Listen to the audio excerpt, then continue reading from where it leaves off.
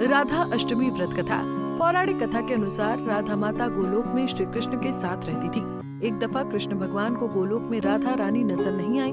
कुछ देर बाद कन्हैया अपनी सखी विरजा के साथ घूमने चले गए। ये बात जब राधा रानी को मालूम हुई तो उन्हें गुस्सा आया और वो सीधे कन्हैया के पास पहुंची। वहां पहुंचकर उन्होंने श्री कृष्ण को काफी भला बुरा कहा। राधा रानी का ये रवैया भगवान श्री कृष्ण के प्यारे मित्र श्री दामा को बिल्कुल भी अच्छा नहीं लगा। श्री दामा ने उसी वक्त बिना कुछ सोचे समझे राधा रानी को पृथ्वी पर जन्म लेने का श्राप दे दिया। राधा को इतने गुस्से में देखकर कृष्ण भगवान की सखी विरजा भी नदी के रूप में वहां से चली गई।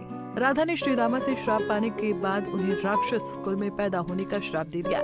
राधा जी द्वारा दिए गए श्राप की वजह से ही श्री दामा का जन्म शंखचूड़ दानव के रूप में हुआ। आगे चलकर वही दानव भगवान विष्णु का परम भक्त बना। दूसरी तरफ राधा रानी ने पृथ्वी पर वृषभानु के घर पुत्र के रूप में जन्म लिया। राधा रानी का जन्म वृषभानु जी के घर तो हुआ, लेकिन उनकी पत्नी देवी कीर्ति के गर्भ से नहीं। दरअसल जिस समय राधा जी और श्री दामा ने एक दूसरे को श्राप दिया था, तभी भगवान श्री कृष्ण ने कहा था कि राधा आपको वृषभानु जी और देवी कीर्ति की पुत्री बनकर पृथ्वी पर रहना होगा। मनुष्य के रूप में आपका एक वैश्य से विवाह होगा, वो मेरे अंशा अवतारों में से ही एक होगा। आप इस तरह पृथ्वी पर मेरी ही बनकर रहेंगी, परंतु हम दोनों को बिछड़ने का दुख सहना होगा।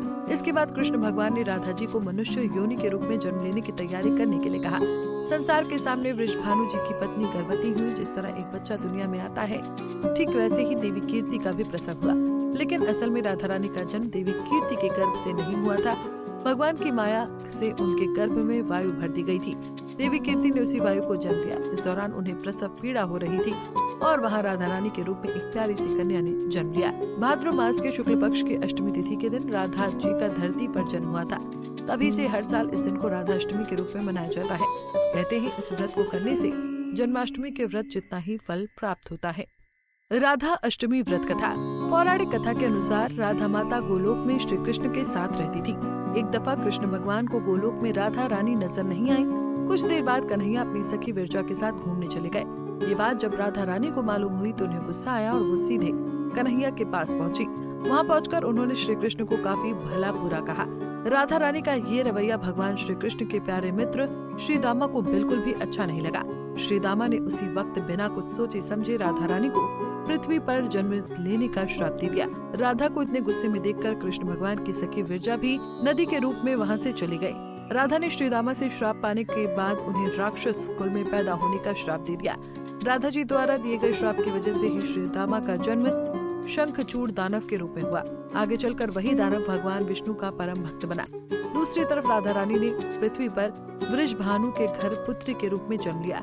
राधा रानी का जन्म वृषभानु जी के घर तो हुआ, लेकिन उनकी पत्नी देवी कीर्ति के गर्भ से नहीं।